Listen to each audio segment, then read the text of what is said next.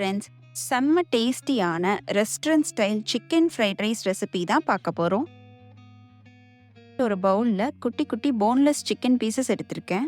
அது கூட 1 teaspoon cornflour, 3/4 teaspoon மிளகுத்தூள், உப்பு தேவையான அளவு, 1 டீஸ்பூன் சோய் சாஸ் எல்லாத்தையும் சேர்த்துட்டு நல்லா கலந்து விட்டு ஒரு 20 நிமிஷம் போல் ஊற வச்சிருங்க.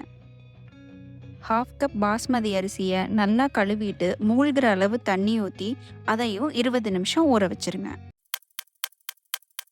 தண்ணி கொதிச்சதும் ஒரு ட்ராப் ஆயில் விட்டு ஊற வச்ச அரிசியை சேர்த்து ரொம்ப கொலைய விடாம வேக வச்சு எடுத்துக்கோங்க. இப்போ வேக வச்ச சாதத்தை வடிகட்டிட்டு ஒரு தட்டில் மாற்றி நல்லா ஆற விட்டுருங்க.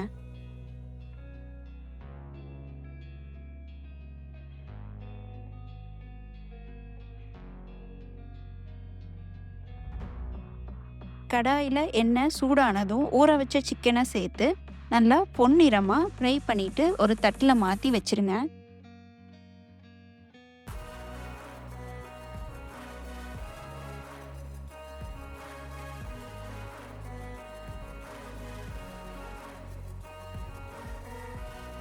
இது 2 முட்டையை உப்பு சேர்த்து பீட் பண்ணி வச்சிருக்கேன். அதை கடாயில் சேர்த்துட்டு இந்த மாதிரி சின்ன சின்ன பீசஸ் ஆகுற அளவுக்கு ஃப்ரை பண்ணி ஒரு பவுலில் மாற்றி வச்சிருங்க. கடாயில் எண்ணெய் சூடானதும் சாப் பண்ண பூண்டை சேர்த்துட்டு ஒரு வெங்காயம் குட்டி குட்டியாக கட் பண்ணி வச்சுருக்கேன், அதையும் சேர்த்துட்டு பொன்னிறமாக ஆகிற அளவுக்கு விட்டுருங்க.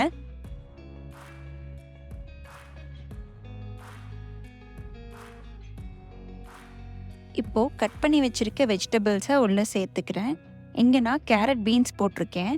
உங்ககிட்ட கேப்சிகம் இல்லை கேபேஜ் இருந்ததுன்னா அதையும் சேர்த்துக்கலாம்.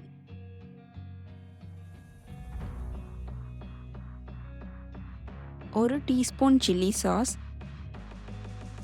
1 டீஸ்பூன் சோய் சாஸ், 1 டீஸ்பூன் பெப்பர் பவுடர், இது எல்லாத்தையும் சேர்த்துட்டு நல்லா கலந்து விட்டுருங்க. இப்போது சாதத்தை உள்ளே சேர்த்துட்டு ஈவனாக கலந்து விட்டுருங்க.